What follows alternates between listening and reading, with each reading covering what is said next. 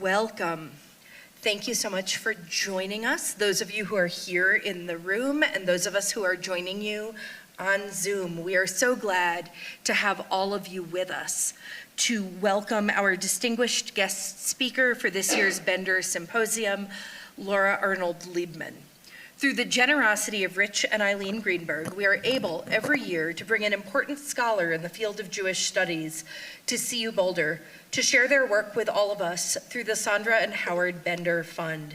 Established in memory of Eileen's parents, the fund brings a visiting scholar to Boulder, one of the highlights of our public programming.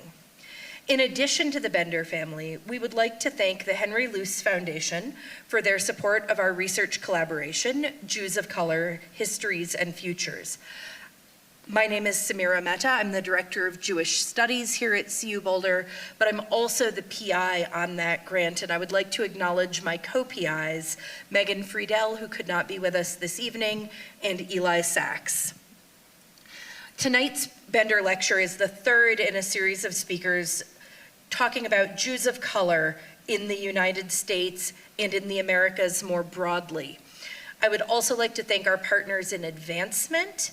I would like to thank Felicia Naranjo Martinez, without whom nothing in Jewish studies would ever get done, Maggie Rosenau, who could not be with us this evening, and Eyal and Danya Rivlin, whose music you were listening to as we were waiting for the program to begin. Thank you to Third Harmonic, who are running the tech for us this evening, and once again, thank you to everyone in the room and on Zoom. We are so glad to welcome Laura Arnold Leibman to the University of Colorado Boulder. Laura is the Leonard Milberg Class of '53 Professor of American Jewish Studies at Princeton University and the current president of the Association for Jewish Studies. She is deeply committed to mentorship and has run writing workshops for women and non-binary scholars through the Association for Jewish Studies, which is very fitting, as she herself is a noted author who has won a total of 4 National Jewish Book Awards, including one for the book that she will be telling us about tonight, Once We Were Slaves, The Extraordinary Journey of a Multiracial Jewish Family. Welcome, Laura.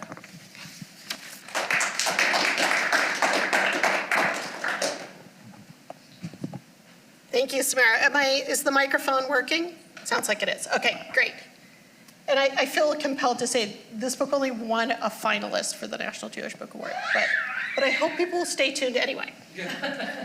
Samira, do you know how to get me out of this screen? Yes. Okay, thanks. I was supposed to do that before I left. Fabulous, thank you. So tonight I'm going to be telling you the story of Sarah Brandon Moses and Isaac Lopez Brandon, 2 siblings that began their lives poor, Christian, and enslaved on the island of Barbados at the end of the 18th century. But by the end of their lives were some of the wealthiest Jews in New York. And over the course of this presentation, I'm going to be telling you how they made that transformation, which was not only one of wealth and of location and of from enslavement to freedom, but also one of racial reassignment, as they went from being considered people of color on the island of Barbados to being considered white when they lived in New York. And through the course of this presentation, I hope you'll take away 3 main things. First is just something about the siblings themselves. And that's because I think they're a really good example of how sometimes people who are not the most illustrious members of their families during their own lifetimes end up leading really fascinating lives. The second thing that I hope you'll take away has something to do with that story of racial reassignment. And it has to do with the way that race functioned differently during the 19th century as opposed to today. Although many times people talk about people whose race was reassigned under stories of passing, that is, somebody who moved from one place to another, left their life behind, and hid their past from other people, that's not the story that I'm going to tell about these 2 siblings. Because everywhere that they lived, they had people who knew that they had been enslaved and that they had African ancestry in their heritage. and yet still their race changed as they went from place to place. So instead, what I want to talk about is how race, at least for people who are racially ambiguous and had enough money to travel, had a certain level of fluidity that we might not associate with racial assignment today in the United States. The third thing that I hope people will take away from this presentation really has something to do with the longer history of multiracial Jews and Jews of color. And that has to do with the fact that today, people often think about the history of multiracial Jews in the United States as being something fairly recent, something that Samira's work is helping dispel ideas of. But generally people will think like, oh, that's something that's happened perhaps since the 1970s to the present. And I think that this particular family does an important work of helping us understand how even dating back into the 18th century, that the history of Jews of color and multiracial Jews is something that's important for understanding American Jewish history.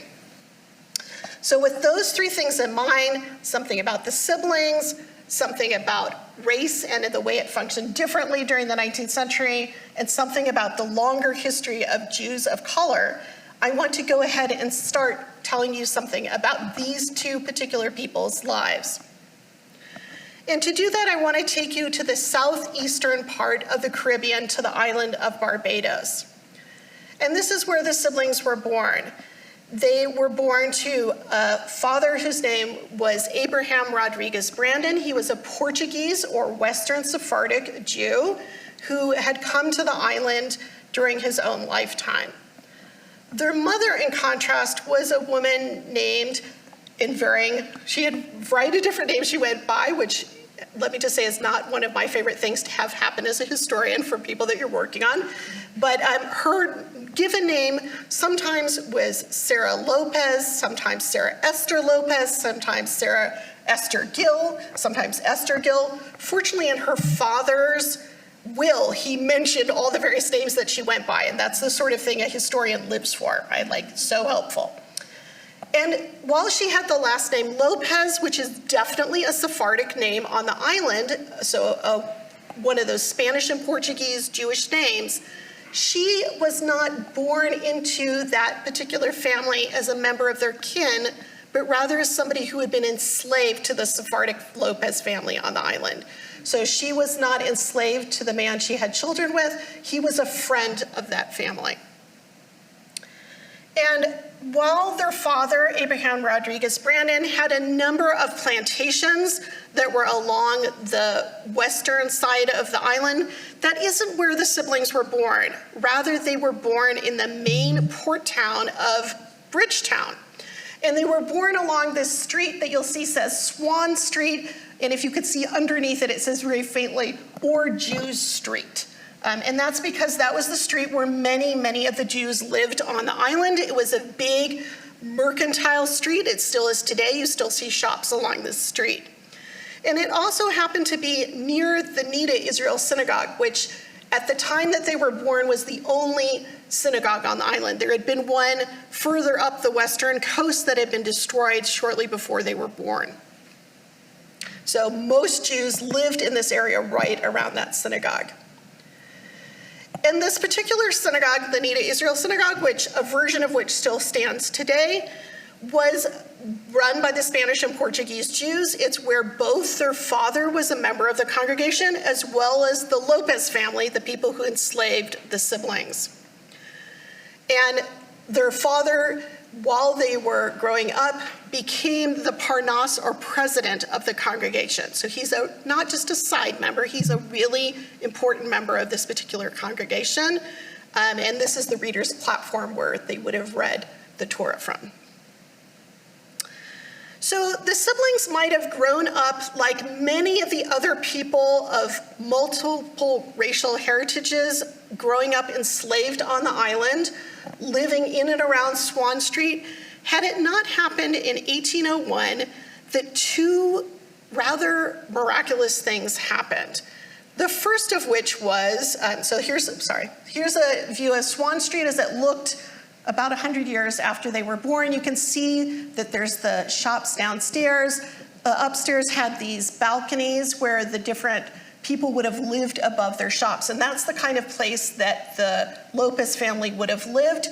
Their father was a fairly important merchant. The Lopezes were kind of like, medium merchants. They owned 2 different shops on the island. One was a silversmith and goldsmith kind of jewelry shop.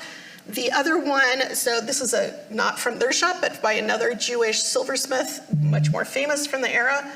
And the other shop that the family owned was a kind of every goods store, and miraculously the records for that store not only survive today, but are at New York Historical Society. So that was incredibly helpful for me for this project because it allowed me to see what a wide array of people, including members of the Jewish community, bought on a weekly basis, sort of thing that one never dreams one would normally find about the people one's working on.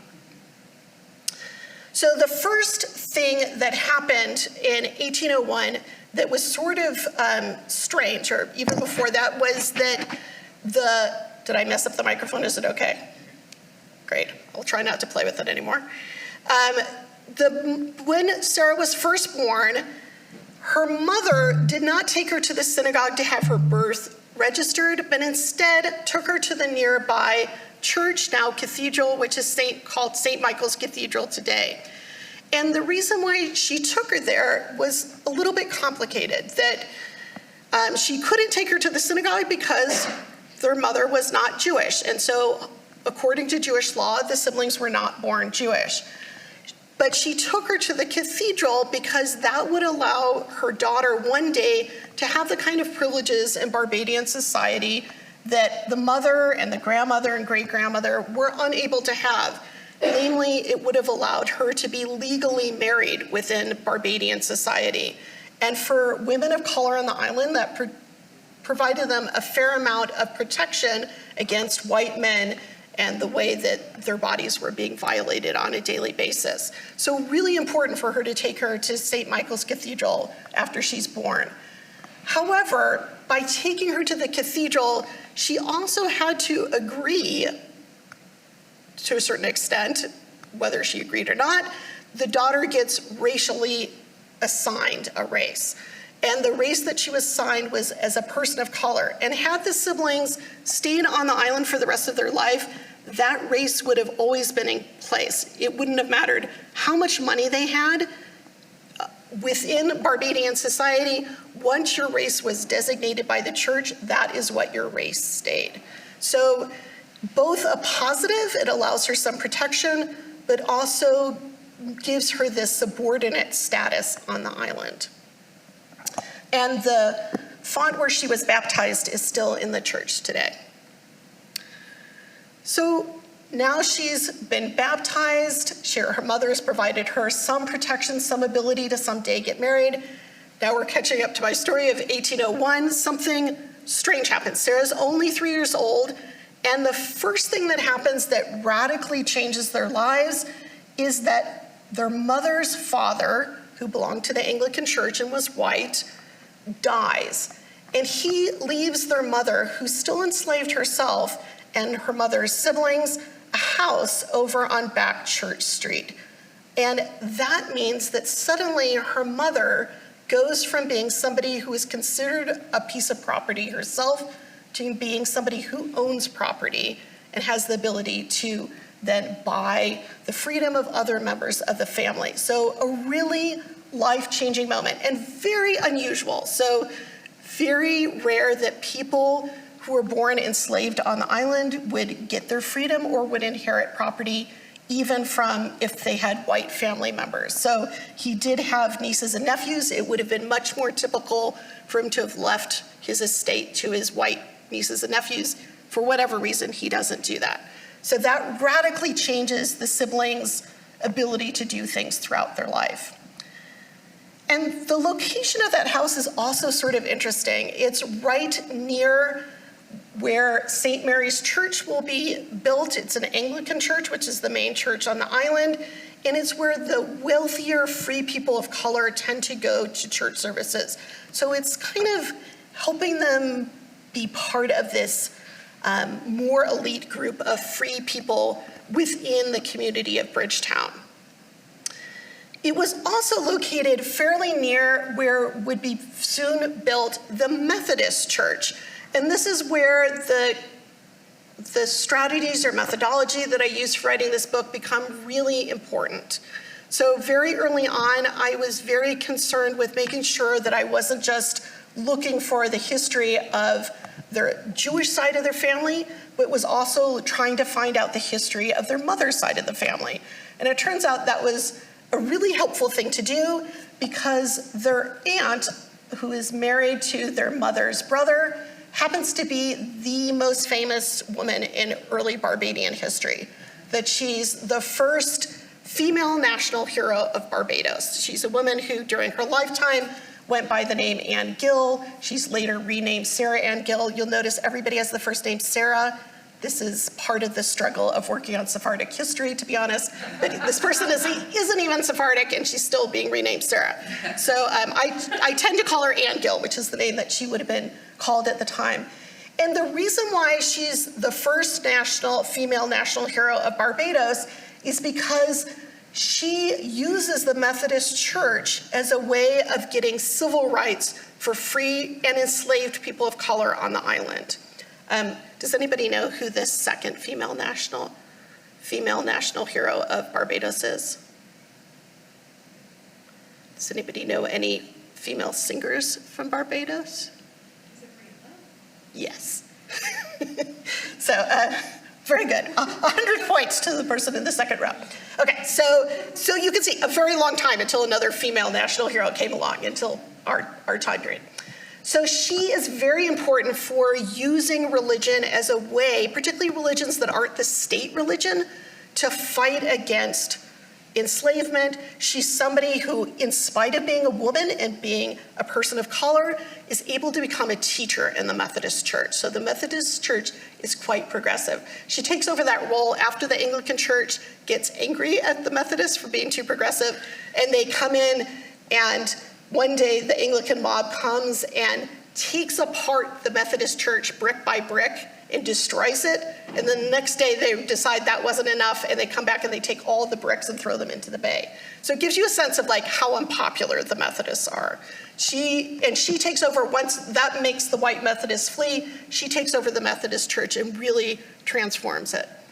So for me, not just knowing that their aunt was this very important leader of the Methodist Church, this is a later Methodist church rebuilt after the first one was thrown into the bay, was important for me because Isaac Lopez Brandon, her nephew, also becomes an important civil rights agitator on the island. But instead of using Methodism, he will end up using Judaism as a way of getting civil rights for people. So understanding that this was part of his family dynamics on his mother's side was really, really helpful for me. So we've covered a fair amount of ground about people so far, so let me show you where we are a little bit. This is a very pared down family tree. Here's Sarah Brandon, here's Isaac Lopez Brandon, here's their mother, Sarah Esther Gill Lopez, however you want to refer to her, her father, Abraham Rodriguez Brandon. I was able to trace Sarah's, Esther Gill's mother is a woman named Jemima Lopez, and there was actually a great-grandmother named Deborah Lopez. And all of these people who are marked with gray are people on this side who were enslaved to the Lopez family. So I think this is really important to understand. This is not a wealthy family, but by enslaving that one woman, Deborah Lopez, they get all these descendants of people who are building their profits for them over the years. There were two other siblings that Sarah and Abraham had. They died as children. They did not survive, and they disappear from the records. This is George Gill, the man that left, that white Anglican man who left the house to their mother. He actually had a couple different families by different women of color, and one of these women was also, here's our famous Anne Gill, Anne Jordan. Both of these women were really important in the early Methodist Church, and he also leaves a house to this other family over here. So he's leaving a lot of property to different children of color on the island. Okay, so I hope that helps clarify a little bit what's going on, but again, I think one of the really important things here is to realize like how important slavery is for building equity for people, and how important it is what happens next in 1801, which is that Abraham Rodriguez Brandon decides to take his 2 children back to that St. Michael's Cathedral or St. Michael's Church, and he pays off the Lopez family in order to have them freed and emancipated. And he has to pay the church money as well as the Lopez family. And by doing that, he changes the lives of all those people that were enslaved here. Down here, he's changing their lives, but he's also really radically changing their opportunities going forward. So emancipation doesn't come to Barbados until 1834, and it's gradual emancipation. So by that point, Sarah would have been dead, and all of the 10 children that she had would have been born enslaved had he not freed her as a child.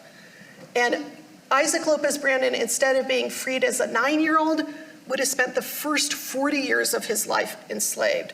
So that one action of their father, again, very unusual on the island, is something that just radically changes the opportunities of the siblings compared to the vast majority of people who were born enslaved in Barbados. Okay, so they go back to the cathedral, they get freed. It's 1801. Now they're back at their place on Swan Street. They're going back and forth between there and the church, the back Church Street house. And they might have continued to live their lives like many of the other people who live in and around this area, who have sort of one foot in the Jewish synagogue and one foot in either the Methodist church or that St. Mary's church, if it weren't for the fact that when Isaac is about 18 years old, he decides, actually, he wants to become Jewish, and he wants to be fully part of that Jewish community. And we know this because it's in both the Barbadian and the other records of where he goes to convert. And in order to convert, he needs to leave the island. That basically, there are not very many conversions that happen on the island. It's not that huge of a community. And he decides to travel south to the Jewish community of Suriname. Now, for many of you, if you decided to convert to Judaism, Suriname might not be the first place you would choose to go. You may not have even heard of it before. So it's worth saying, like, why? Why would they choose to go to Suriname? Well, during this time period, the 2 largest Jewish communities in all of the Americas are not in New York. They're not in New Jersey, where I live. They are either in Suriname or this little peanut-shaped island off the coast of Venezuela called Curacao. And Curacao probably has the largest community, and Suriname the second largest, and they have the most Jewish infrastructure. So it makes sense to go to one of those 2 places. But of those 2 places, Suriname had the largest community of multiracial and Jews of color, multiracial Jews and Jews of color in all of the Americas for this time period. So they choose not to go to Curacao, which wasn't very inclusive in terms of being willing to convert people who had African ancestry, and instead choose to go to Suriname. They settle in this main port town of Paramaribo, but the reason why Suriname has this very multiracial Jewish community, so by the time that they arrive, probably about half of the Jewish community has at least one African ancestor, and about 10% of the community are considered people of color according to the racial laws in Suriname. And you'll notice a little bit of a disconnect there, and I'll explain why 50% and 10% are so far apart. But the reason why it has such a large community has less to do with this main port of Paramaribo, but instead downriver in this town down here, which is called Yoden Savannah or Jews Savannah. Whoop, let me go back. And Jews Savannah is a semi-autonomous Jewish plantation town, and the people who set it up decided that they were interested in trying to have a new Jerusalem, so they lay out, if anybody's been to New Haven, you'll know that it's laid out according to like how the tribes are supposed to be around the tabernacle in the desert. They used a similar layout in the town of Yodin-Savannah. The synagogue is at the highest point, and they tried to follow some of the biblical laws about keeping enslaved people. So because of that, there is a greater interest in converting some of the people who are enslaved to Judaism, but it tends to be people like Sarah and Isaac who had a father who happened to be Jewish. So they don't just willy-nilly embrace everybody. It tends to be pretty selective. So by the time, however, that the siblings arrive in Suriname, most of the Jews are not living in Yodin-Savannah anymore. There was sort of an economic crisis, and most of the Jews have moved up north to that main town of Paramaribo. And when they get to Paramaribo, it's one of the rare places in the Americas at this time that has multiple synagogues. So this is before there would have been multiple synagogues in New York. This is really one of the rare places. And so when they get there, they decide to go to the Portuguese synagogue, which kind of makes sense since their father is a Portuguese Jew. But honestly, at this time period also made sense because Portuguese Jews were kind of the classier Jews. So no offense to anybody who's Ashkenazi, but like at this point, like the Jew to be would be a Spanish and Portuguese Jew. So they definitely have a different trajectory by converting to being a member of the Portuguese nation, Portuguese Jewish nation, as opposed to being converting at the lower class Ashkenazi synagogue. So the word that often gets used for Ashkenazi Jew is equivalent to being, in Amsterdam during this time, is equivalent to being a kind of a maid. So you can see like not very high status. We know that other people who had both Sephardic and Ashkenazi ancestry during this time, people like Mordecai Emanuel Noah, he only had one Sephardic grandmother. The rest were Ashkenazi Jews. When anybody asks him what he is, he always is like, I am Sephardic. So very much something that would play out in terms of their ability to have higher status as they move throughout the Atlantic world. If anybody has been to the Israel Museum in Jerusalem, you may have seen the interior of this synagogue. It's currently on loan there. The loan to the museum has helped pay for roof renovations back in Suriname. Communities have reemerged. So they would have gone to this community. They petitioned. This is how we know that they converted there, that they petitioned in order to be allowed to convert. Isaac was allowed to be circumcised, and they would have then gone to this very small building at the back of the synagogue complex, which is today has a trap door that you can lift up, and underneath would have been the entrance to the ritual bath. And so they would have gone down the steps into the ritual bath, not together, but separately, and then come back up and been officially members of the Jewish community. I mentioned that they had choices about where to convert, and indeed around the corner is the perfectly lovely Ashkenazi synagogue, or as it was referred to as the High German synagogue at the time. You can see that it looks very nice inside. This was actually originally the Sephardic congregation. It sort of got overrun by German Jews, and so they sold it to the German Jews and set up that other synagogue around the street. Again, today they've remerged. But regardless of where they would have gone, in both of those congregations, there were laws that were adapting Judaism to meet the ideas about race that were happening in the colony at the time. And one of the places that we see that happening is in the marriage contracts. The ketubot from the community have a clause that is not something according to Jewish law, but is that they add a racial designation into the marriage contracts if the person is considered not white by the legal definition in Suriname. So in Suriname, unlike in Barbados, remember in Barbados, if you had any African ancestry, you were considered to be a person of color for your entire life, no changing it. In Suriname, that wasn't how race was understood. In Suriname, if you had 7 out of your 8 great-grandparents were European, you could either be a person of color or you could be white. And the difference depended on whether your parents were legally married. And so that's why they're adding a little element into the contract to say, is this a contract between people who are considered white or people of color? Because that designation would then impact not just the person who was being married, but if they married a white, a European Jew, that would also impact their status within the congregation. So people who were considered to be Jews of color within this community would sit in the bad seats in the synagogue. They would be buried in the swampy part of the cemetery, and they would not be allowed to be called up for honors to the Torah. So again, nothing to do with Jewish law, has to do with adapting Judaism to meet what's going on with ideas of race. And if you were somebody who was born with parents, 7 out of your 8 great-grandparents were European, but your parents were not married, and they married after you were born, your racial assignment would change. So you would go from being a person of color to being white over time.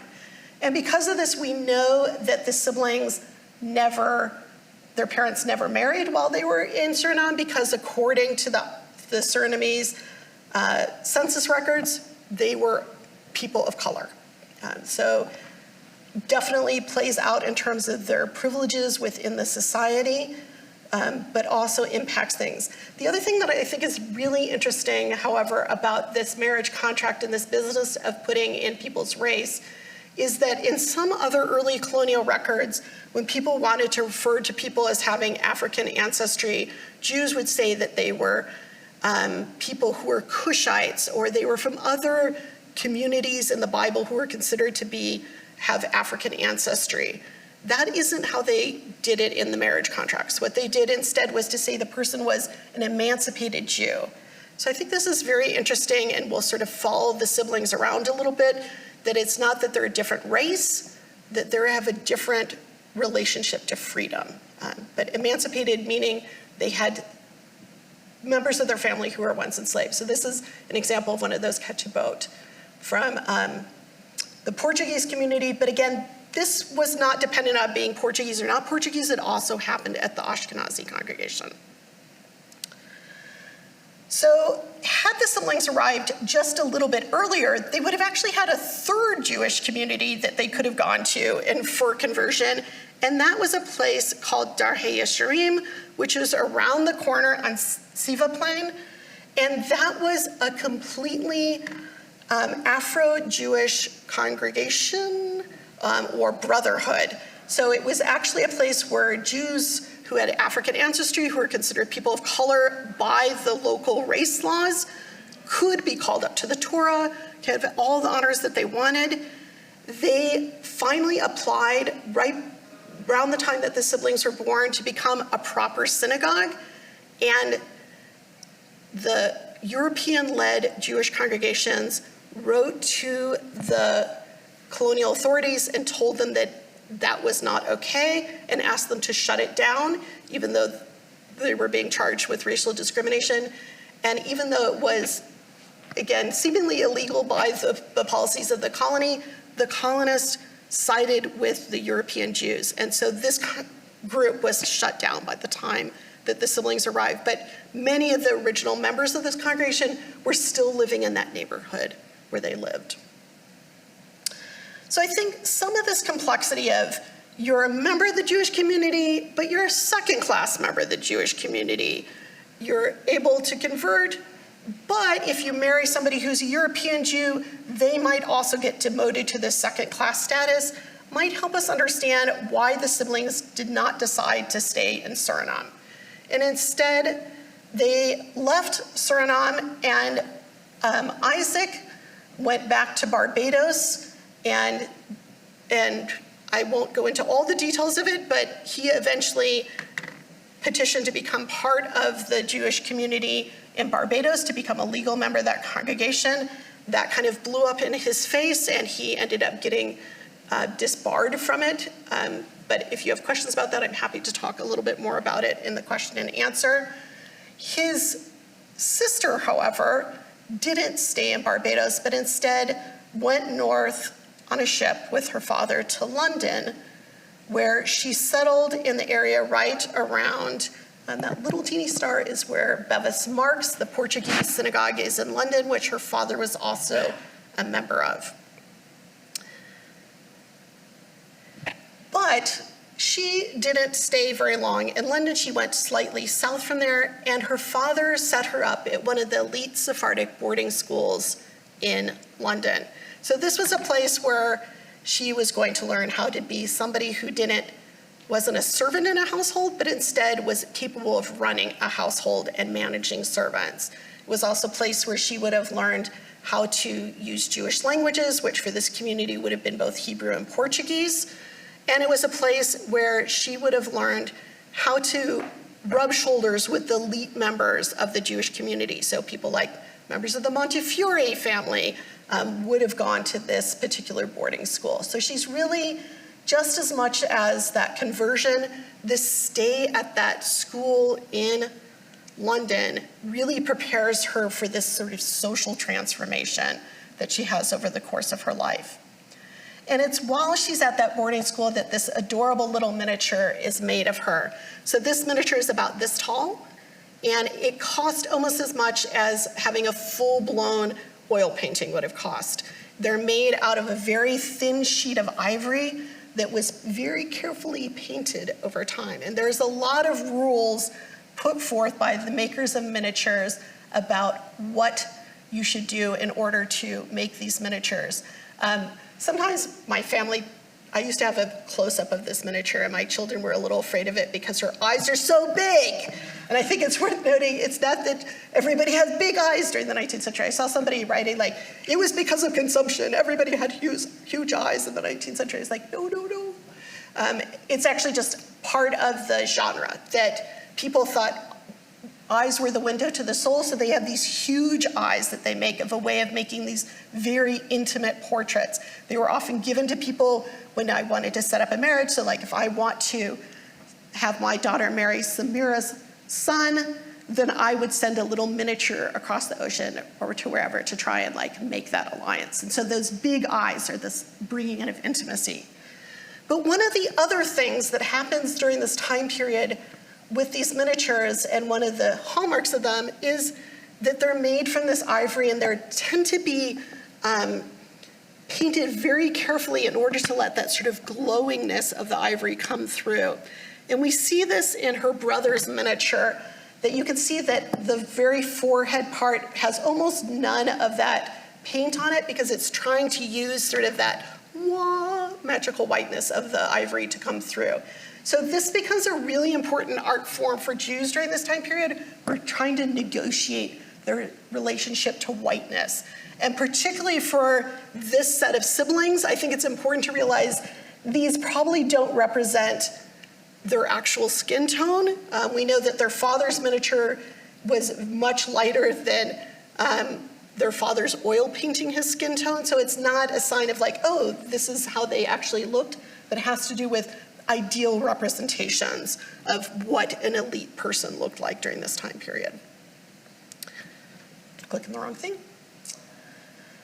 So to get at this, I really was interested in comparing her portrait to some of the other portraits of multiracial women from this time period. This is a woman, whoops, didn't mean to do that.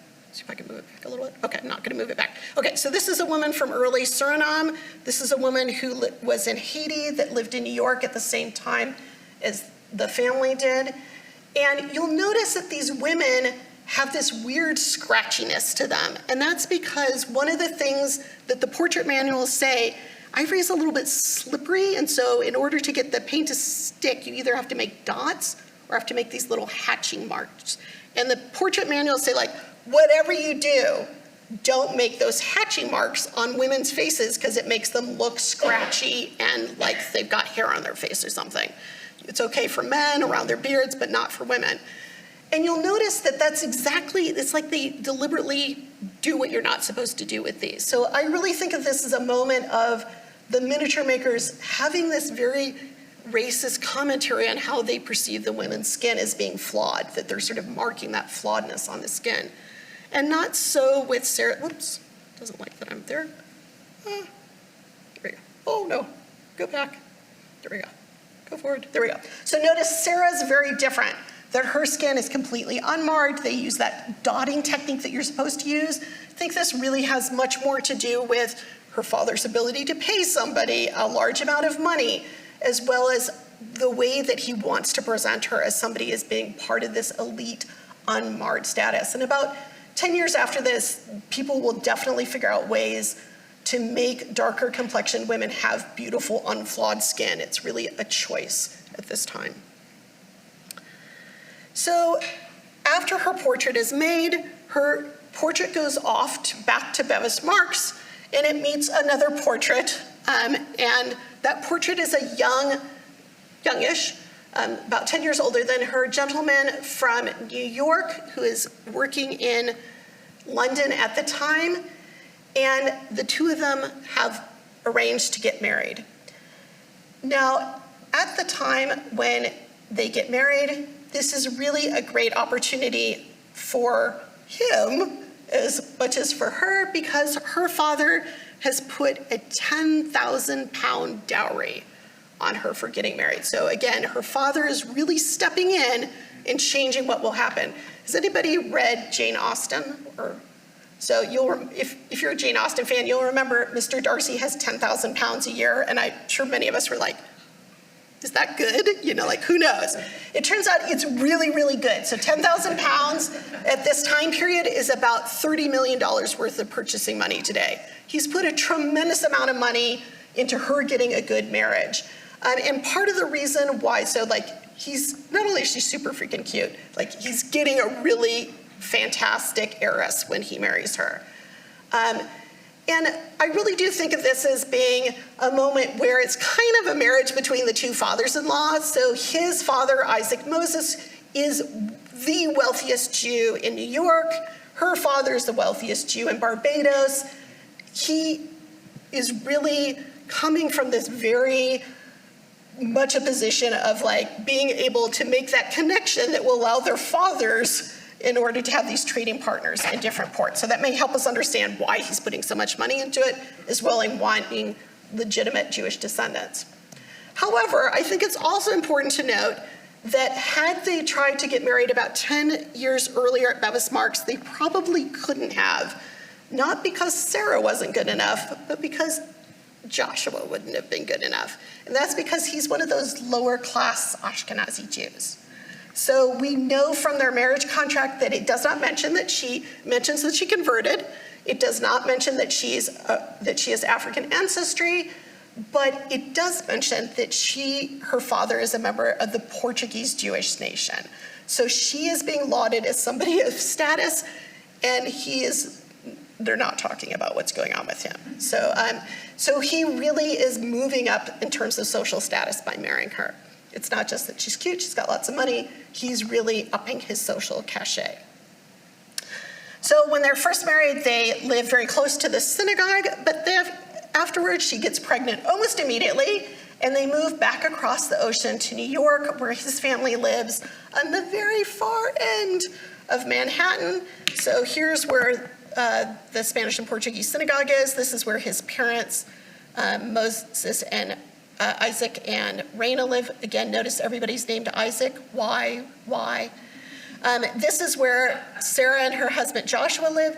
And almost a few years later, very, very soon after they moved there, her brother Isaac comes north with his mother, and they first come to Philadelphia and then move to New York. And Joshua and Isaac become business partners, and eventually Sarah's brother marries her husband's sister. So he also marries into that family. And that's particularly good news because he has now gotten kicked out of the synagogue in Barbados. But by becoming part of this very wealthy Jewish family in New York that's really key to the synagogue, his father-in-law is also a president of the congregation. he is able not only to become a voting member of the congregation, something which he had gotten taken away from him in Barbados, but also, through the help of his in-laws, is allowed to become a naturalized citizen of the United States, which is something that is typically not legal for people who have African ancestry during this time period. So really helpful that they have this motion. Remember I had said that everywhere they go, people still know that they had African ancestry. That is absolutely true in London.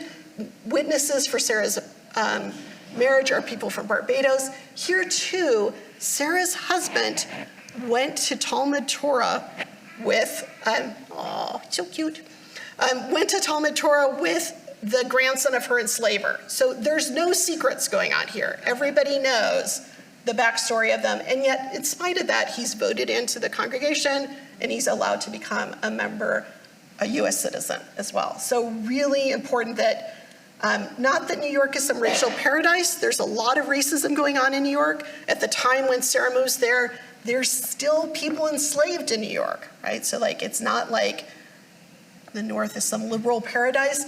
It really has to do back with that thing that I mentioned with the ketubah, where somehow being Jewish and having had been enslaved puts you in this other category. So for whatever reason in New York, even the people in the congregation who are known to be very racist at the time and are saying horrible things in the newspapers, still vote to have Isaac become a member. Somehow the Jewishness trumps his African ancestry in New York.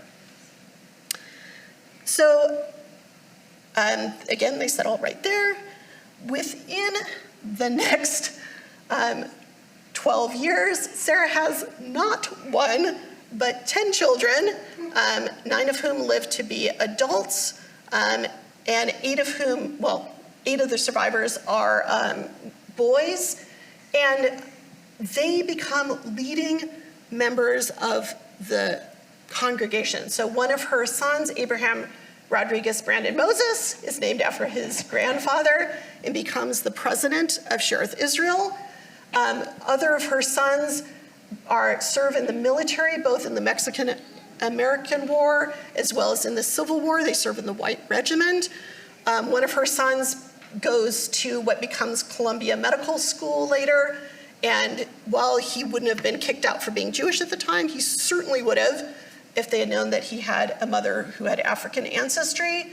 And one of her other sons marries the granddaughter of Gershom Mendes Seixas, who's the most revered leader of the synagogue during this time period. So they're really becoming movers and shakers in this particular world. At the same time, they're also all over the place economically and doing all sorts of interesting things. So they are in the Civil War. They go down to Mexico during the War of 1848. 2 of them go down to Nicaragua and try to overthrow the government. Again, like, what's going on, guys? Some of them are off in Texas. Some go off to the gold rush and try and make it wealthy in the gold rush. And a bunch of them go off to Canton in China and are involved in trade in China. So their incredible mobility really is built off of the fact that their mother was able to make this transition going from Barbados around the world and ending up in New York, and through whatever fortune ended up marrying somebody from New York as opposed to somebody from New Orleans. Had they ended up in New Orleans, they would have been considered people of color. So really, their racial assignment is very dependent upon that earlier generation. Isaac also has a couple of children. Only one lives to be an adult. Some of these family members continue to have Jewish descendants. Isaac's son waits until within almost a month after his father dies and marries the Protestant girl around the corner and converts. So that family stops being Jewish. But definitely, again, this sort of incredible opportunities. Isaac, I think, is also a really good example of that sort of flexibility of race that I was talking about at the beginning. Because when he goes back to Barbados on business, in Barbados, even after he becomes a US citizen, he's considered a gentleman of color, as opposed to and then he goes back to New York and now he's white. Gentleman of color, white. So again, we're seeing this kind of way in which his identity shifts depending on how race is being understood. So I'm going to go ahead and end there, and I hope that this is giving you a sense both of sort of the ways in which individual people who, in a family that had many illustrious, like people who contributed to the Revolutionary War and who were major merchants, et cetera, these were minor members of the family and yet led really interesting, important lives. And second, that way in which our understanding about race is very different from how race was understood at the time, and that much longer history of how race impacted Jews of color and multiracial Jews across American history. Thank you. Thank you so much, Laura. What we're going to do is I'm going to give the microphone to Eli for those of us in the room, and I will be manning the chat off of the webinar. So if you are in the room and you have a question, please raise your hand. If you are in the webinar and you have a question, please pop it in the Q&A. We're basically gonna go back and forth between the room and the webinar.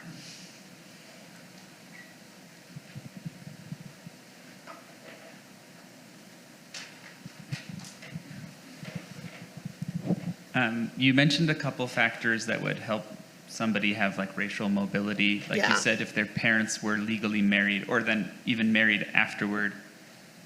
Like what were the major factors? Was it just like how much money they had, if they were landowning?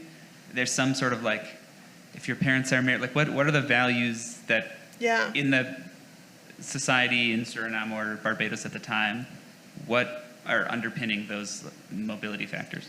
Yeah, so definitely in Barbados, again, there's something more equivalent to what we would think of as being what by the 1920s sort of gets thought of as the one-drop rule in the United States Census. So census categories within the United States changed over time too. So the way that race got defined in the early 20th century is very different than the early 19th century. So in Barbados, it didn't matter how much money you had. It didn't matter if your parents were married or not. Your racial assignment was based on whether you had known African ancestry, and that wouldn't change. And people will remark about that during this time period. People coming from England that settle in Barbados are like, I don't understand why people who have money don't just leave here and go someplace else where they would have more opportunities in terms of avoiding the race laws that are happening at the time. So definitely something that people are aware of, like seems bad news in Barbados. In Suriname, it's different, that it has to do with, again, you have to have 7 out of your 8 great-grandparents be European. So you need to have a certain proportion of your ancestry be European. But then you also have to have your parents have been legally married. So that's why that marriage contract becomes so important in terms of the racial designation for people. So what I think is interesting about the money aspect and the issue in terms of whether people can be perceived as sort of racially ambiguous, that really has to do with being able to move from place to place. Does that make sense? So like if somebody's born in Barbados, but they have a fair amount of money, they could move somewhere that has different racial understandings. And so that would change their race, right? Like they are suddenly being designated a different race. But that's only possible if they're racially ambiguous and they have a lot of money and the ability to travel. Does that make sense? So not something that, I don't want to give the impression that like everybody is up for grabs during this time period, because otherwise like why is anybody enslaved, right? Like that makes no sense. So this is a question from the chat. To what extent, if any, did a consciousness or even pride in the fact of the diaspora, the idea that Jews were sort of scattered throughout the Atlantic world, play a part in the reception or acceptance of the siblings as Jews in various places? Yeah, so I think that's so remember I said like, I think it's really important that they choose to convert at the Portuguese synagogue. During this time period, first of all, Portuguese Jews do have more social cachet. So I think that gets at that sort of like, what's the perception of Jews? at least this segment is seen as being more socially privileged, or however you want to put it. But in addition, there's the issue of, sorry, Samir, can you remind me what the question was? To what extent, if any, did a consciousness or Oh, yeah, even okay. pride in the fact of the diaspora play a part in the reception and acceptance? Yeah, so I definitely think in that sense, like, it's the other thing about Sephardic Jews, it's a pride thing. So like, if they're accepted with the Sephardic community, they have more cachet. The Sephardic Jews are generally known during this time period in the writings that we see as having a darker skin tone. So I think that also allows them sort of easier acceptance within the Sephardic world, and probably in that sense makes a difference that they're become part of the Sephardic community, that there's not the cachet of being Sephardic sort of is what's being important there, as opposed to, I think, how we would understand like how racial systems would be working. Yeah. This is not a question from the chat. This is a question from me. Sure, thank you. So I wanted to ask about kind of the ways in which racial systems work, both among the people of color. Are there, like in New Orleans society, right? There are lots of gradations of being a person of color. And you can hear a little bit of that in the question of whether you have 7 European ancestors, but also in the white world. Are there gradations or ways of being white, right? In the 19th century, so basically I'm asking if Portuguese Jews, how they're being read by, for instance, the people of London. Yeah. Or the people from London in Barbados. Yeah, so I think it's a really good question, and it sort of gets at that way in which race functions differently than we think of it today, that the Portuguese Jews are understood as being the classier Jews, not just by the Jewish community, but by the non-Jews as well. And you get these sort of weird intrusions of denigrating them because of skin tones occasionally, but a lot of the time because Portuguese Jews tend to be much more interested in non-Jewish knowledge and often have access to universities in ways that some of the people coming in from Eastern Europe or from Germany wouldn't have, that they're seen as being the good Jews by other people as well. So I think that also sort of influences why being a Portuguese Jew has this prestige, that they're seen as more part of elite society. They have more markers of eliteness beyond what we might think of as being markers today of eliteness. Yeah, so definitely, I think that also helps sort of smooth the siblings' way into high society. Yeah, it's a really good question. Thank you, Samira.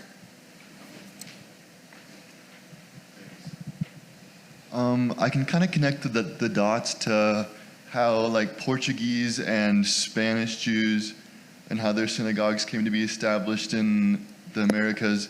Curious if you know more about how Ashkenazi synagogues and communities came to be kind of in Suriname or Curacao, what that story is. Yeah, so there's been in some ways, we've kind of overcorrected this story about Jews in early America by we've been don't forget there were Sephardic Jews, and they do tend early on, most of the congregations in the early colonies tend to use Sephardic liturgy and tend to have Sephardic Jews running it. But by the time the siblings are arriving in New York, and by the time they're born, most of the people in American congregations are Ashkenazi Jews. They've already started to dominate the congregations. They just don't have the ability to run their own congregations. And remember, we saw that synagogue in Suriname that I was and it's the High German one. They bought it, it got overrun by Ashkenazi Jews, and so the Sephardic Jews sold it to them and moved down the street. So even after they sold it to the High German Jews, they still had to do the Spanish and Portuguese rite in the synagogue. So at some point at about 1830, the Ashkenazi congregation writes off to Amsterdam and says hey, can we stop saying the prayers in Spanish, because none of us understand what we're saying, and none of us are Spanish and Portuguese Jews. They owned their synagogue for decades, and yet they're still doing everything according to the Spanish and Portuguese rite. So you have this weird position where until about the 1820s, you don't have generally Ashkenazi Jews having their own congregations, even if they're the dominant numbers in a congregation that's Spanish and Portuguese. Does that help at all? Yeah, so it's a little bit weird. And by the 1820s, you start to see it takes off. And particularly by the 1840s, you've got lots of German Jews coming in, and then the majority of synagogues start to be Ashkenazi ones. I know we have another question in the room, but we've got a bunch in the chat, so if you don't mind, we'll alternate, just so that no one has to hear my voice over and over.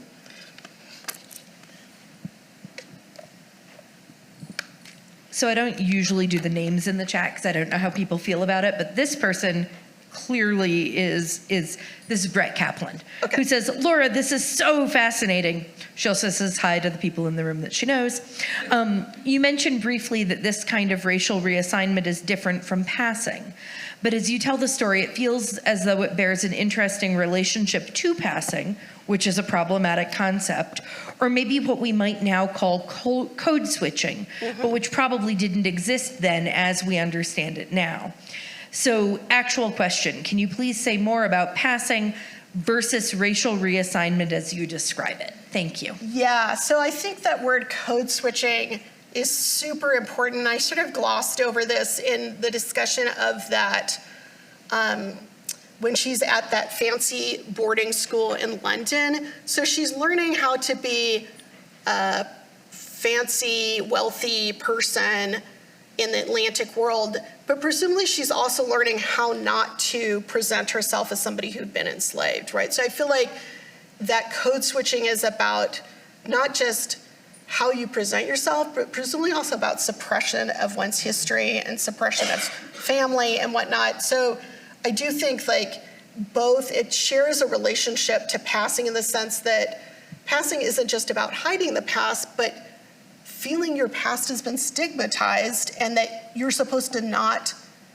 tell people or share parts of yourself that are deemed unacceptable by that community that you're becoming part of.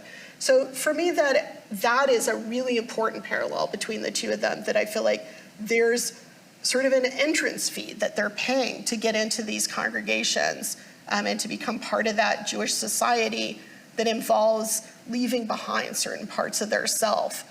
And I do think that's something that, just as a sort of parallel for today, is something to like think about in terms of when people are trying to make religious spaces welcoming, like who are we asking to bear the burden of like conforming to the perception of what's a good Jew during that time period today, and who is being forced to like leave certain aspects of themselves behind. That I think is both common between the past and the present, but also between passing and between code switching. So I'm not sure if that exactly answers Britt's question, but I think is really important of something that comes up with the code switching. So thank you for the question. In 1800, approximately what percent of Barbados and Suriname were Jewish? That's my first question. And then, at that time, was this a relatively golden age for Jews, or was it a period of anti-Semitism in these two communities?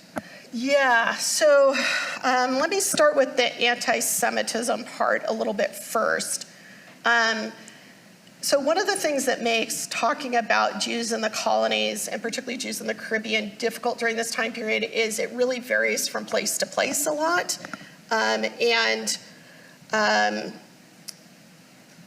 So you'll remember that I said there had been 2 synagogues in Barbados, but one of them had disappeared. It's because that same kind of Anglican mob went in and got rid of one of the synagogues that got rid of the Methodist congregation. So there's definitely, in different islands in the Caribbean, these moments of outbursts of anti-Semitism. But in addition, Jews up until the 1820s into the 1830s, depending on the place, don't necessarily have full civil rights in the Caribbean. So the reason why Isaac ended up getting disbarred as a voting member of the Barbados congregation was Jews in general were not allowed to vote in the island. So to vote in Barbados during this time period, you had to be a member of a vestry, and the only vestry was the Anglican vestry. So you had to be Anglican in order to vote. So the synagogue says, hey, how about we just rename ourselves a vestry? And they make that proposal to the Anglican Assembly, and the Anglican Assembly is like, okay. And then, weirdly, a bunch of Jews from the congregation start arguing against it.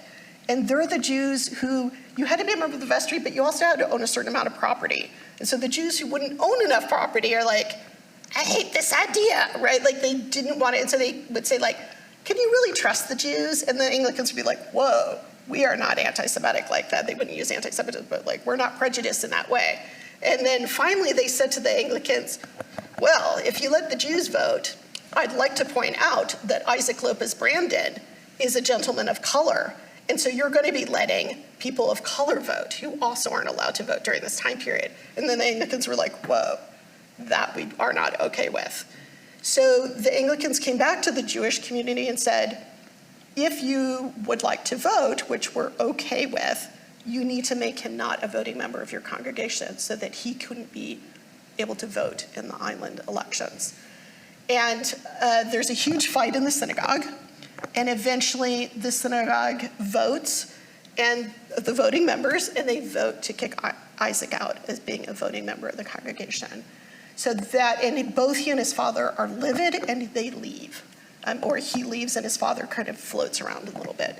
So, but throughout this time period, often Jewish ability to have full civil rights, to be able to be a witness in trials, to be able to testify, to be able to vote, are very connected to rights for people of color, but they can't be enslaved, right? So they're, unless they have African ancestry. So it's not the same as racism during this time period, but definitely there's kind of ways in which the different lack of privileges are being connected. I don't know that that answered all of your questions. You had the anti-Semitism. How many Jews? Oh, how many Jews? So it varies tremendously by place. In Barbados, it's a pretty small community, about 300, 350 people in the Jewish community, and except for Isaac and his sister, all people who have European ancestry. In Suriname, it's probably closer to about 1,000, 1,500. We're not totally sure.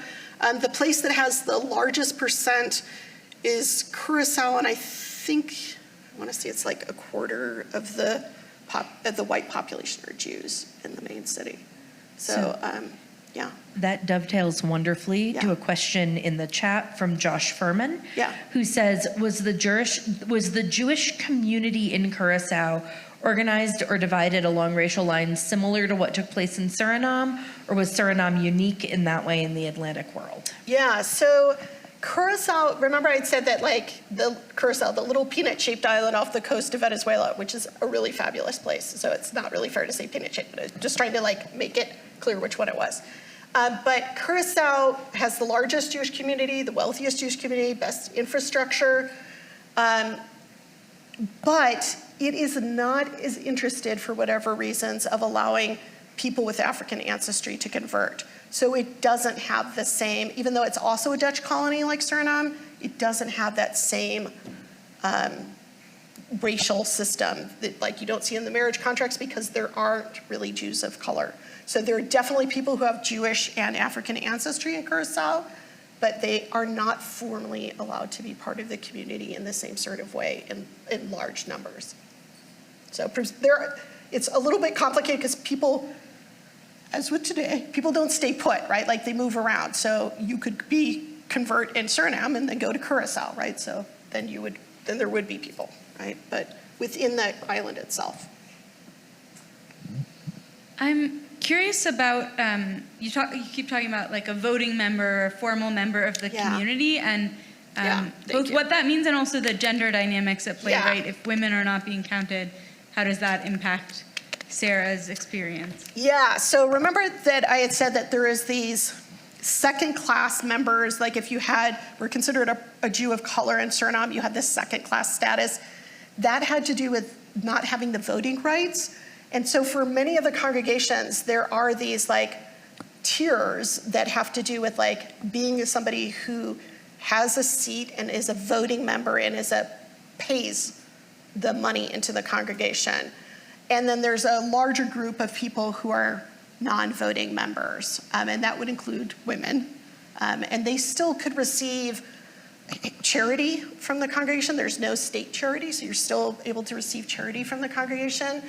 But the place where it's racialized is in Suriname, where in all the other places, it just has to do with finances primarily and how long you've been in that community and whether you petitioned, asked to become a member and got voted in. But in Suriname, it's racialized, and that's unusual. And we see something like that happening with Isaac in Barbados. Your point about gender is super important, because when I came to this project, I had been working, the book I wrote before this was on a history of 5 Jewish women in early New York based on objects they owned. And so I've been really used to thinking about like, the ways in which women were disenfranchised and whatnot. And so I came to this really thinking like, well, Sarah's gonna have a much harder time than Isaac will. And the exact opposite was true. And so it really was important to me to think about like, because Isaac is constantly asking to become a voting member of the congregation, or could become a voting member of the congregation, which could lead to being a voting member of that polity, right? Like that wherever he's living. So there's a lot more at stake for political power for Isaac, and so he's constantly getting suppressed in ways that we don't see happening with his sister. It's possible she also had those same sort of things and they just weren't recorded, but I haven't ever seen anything like that for her. So she seems to have an easiness that I think is related to the fact that she just has very little political power, right? And women could not be voting members of the congregation in any of these places. So, and they can't vote in the country elections either. Women can't vote in Barbados until the 1950s. So really not during this time period, but clearly not in the US either. So in part because you just mentioned your previous book, The Art of the Jewish Family, this question is from a grad student, and she says, can you talk a little about how this project developed out of your earlier book, Art of the Jewish Family? As you gathered material for that, how did you come to realize the project could take a new expanded form in this book? And she says, I'm a PhD student thinking about how one project develops into a second and or a third, and I'm curious about that process. She says, I'm also curious about your experiences gathering evidence in Barbados and Suriname, and what, if any, conversations you had with local Jewish communities. Yeah. So this project actually preceded the Art of the Jewish Family book. This book just took me so long to write that I finished the Art of the Jewish Family book faster. So, and I think it really does have to do with how difficult it is to write, and in this way it's related to the Art of the Jewish Family, which was really trying to think about how do you write a history of people who left very few documents and who were often denied the ability to write documents. So really trying to think about what kind of histories are possible. I mainly work on material culture, so often bringing in objects as a way of getting at people's life's experiences when they either didn't write records or those records weren't deemed worthy of being preserved. So for this book in particular, that was complicated not just by gender, but by racial issues during the time period and the impact of slavery, of people being denied access to education. So this is a book that I spent so it took over 10 years to write, definitely was, every time I'd go to an archive, I would look for things, and I think it took me 5 years until I could prove that Sarah was the same sister who had been enslaved with Isaac when they were children. So it just took a very long time to piece the things together. So in the meantime, I wrote the other book, which definitely helped with this one as well, but it's a good question. I do feel like a lot of times my books sort of tumble from one to the next, if that makes any sense. So I'll sort of start an idea, and you can't work on a book forever, so eventually you need to stop and then but you might still have ideas that you want to continue thinking about and writing about in a next book project. So sometimes there's like a little bit of overlap. So I don't know if that helps with the graduate student question, but I think it's an important one. And my big lesson for that would be, don't wait until you're finished with everything you need to know. Like, you can always write a follow-up book. So, Are there other questions in the room? We have one more in the chat. You said that in Suriname there was like a huge percentage of Jews with an African ancestor, and I was just wondering what led to that. yeah, so about 50%, by the time Sarah and Isaac arrive in Suriname, about 50% of the community had at least one African ancestor. But because of those laws about people being able to have their race reassigned, depending on if their parents legally married, there's a sort of whitening of who's considered white within that community. So only about 10% of the people were considered people of color. So in terms of what's contributing to that in Suriname, probably that plantation town of Joden Savannah is having a large impact, that it's a semi-autonomous Jewish town. It's the only one like that in the Americas at the time. It's a place where Jews are able to not completely create their own rules, but much more so than in other places. And again, they're very interested in this idea of creating a place that's more in line with biblical ideals of like what it would mean to enslave somebody. Well, partially that would mean like, how do you allow people to become part of the Jewish community as opposed to trying to keep people separate because of ideas of race or something like that.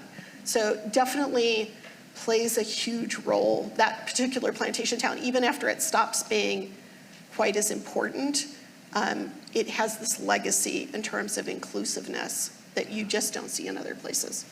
It's a really good question. So a question from the chat. How much does this book go into the Jewish community of Barbados more generally? And it's coming from someone who has a connection to that community in the form of a friend.